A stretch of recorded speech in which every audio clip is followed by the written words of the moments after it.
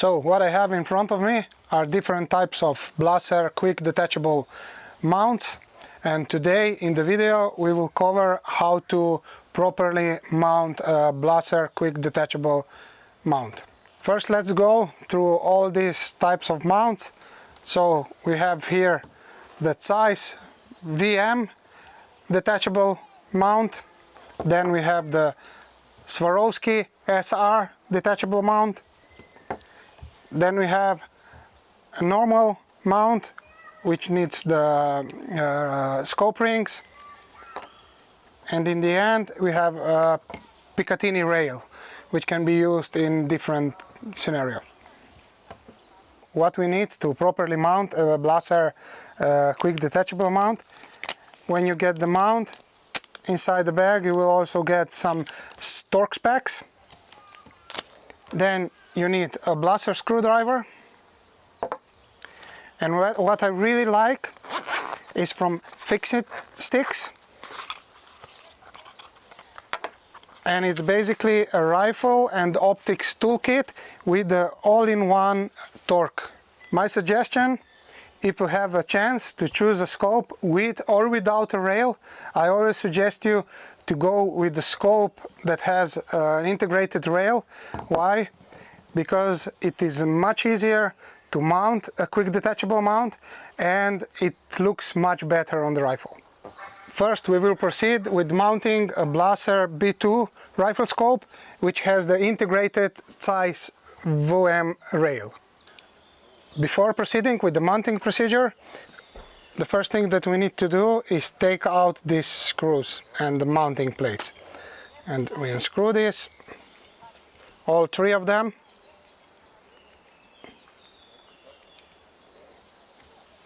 And we save them for later.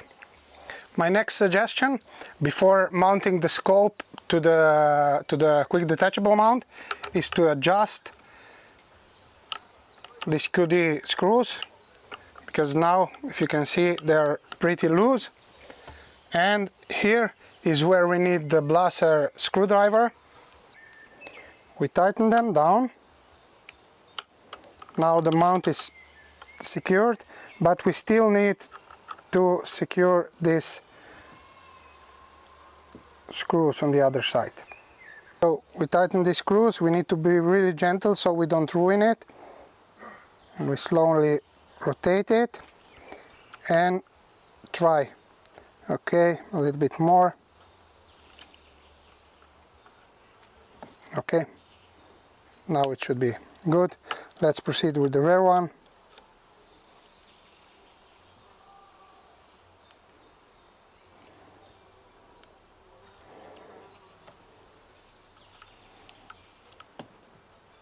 It's a little bit too much, just a little bit back. Yeah. Okay, so this doesn't need to be really tight. You need to be able to operate it with one finger.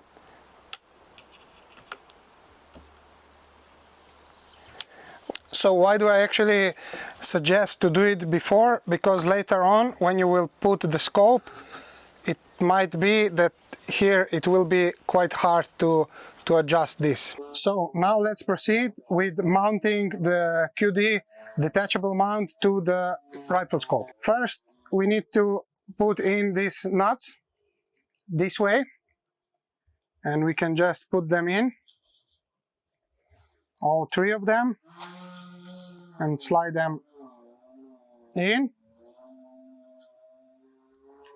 Here I suggest to put just a little bit of glue, something like the Loctite 243, so that the mount doesn't get unscrewed. So the easiest way, which I found it, is to put the QD mount near the scope and to align these nuts with the holes on the QD mount. Now we can rotate it, put it on, and start putting in the screws. All three of them, just slightly, because we will need to adjust the eye relief.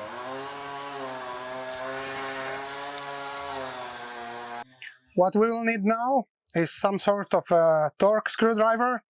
As I said before, I really like this one from Fix-It Sticks. But before proceeding with the exact torque specs, we need to have the mount sliding up and down a little bit, because what we need to do now is to mount the scope on the rifle and adjust the correct eye relief. What we need to do now is put the rifle scope on the rifle, tighten these things, and find the correct eye relief. There are more ways to do it. This video is not about that, but now it's the time to do it. Okay, when we finished, it's really helpful to have a fine marker and mark the point where the QD mount sits, so when we will take it off, we don't move the scope, or if we move it, we can still see the marking on the rail. So what we need to do now is take off the rifle scope and proceed with torquing the screws. When we took off the scope, maybe the mount moved a little bit, and here is where the line comes really handy.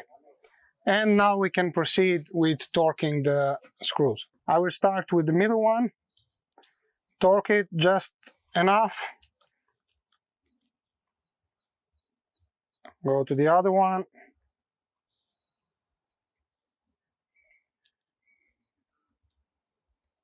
and to the rear one,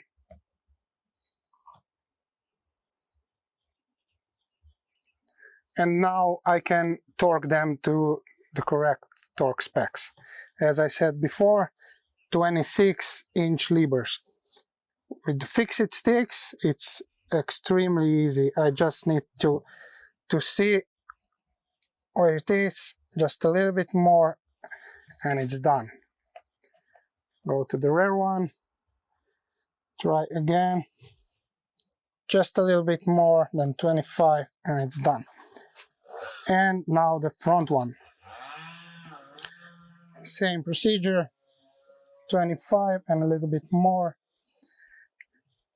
and it should be good. Now what we need to do is put the rifle scope on the rifle, and we are ready to go on the shooting range and zero the rifle scope. So thanks for watching. I hope you will find this video helpful, and see you in the next episode.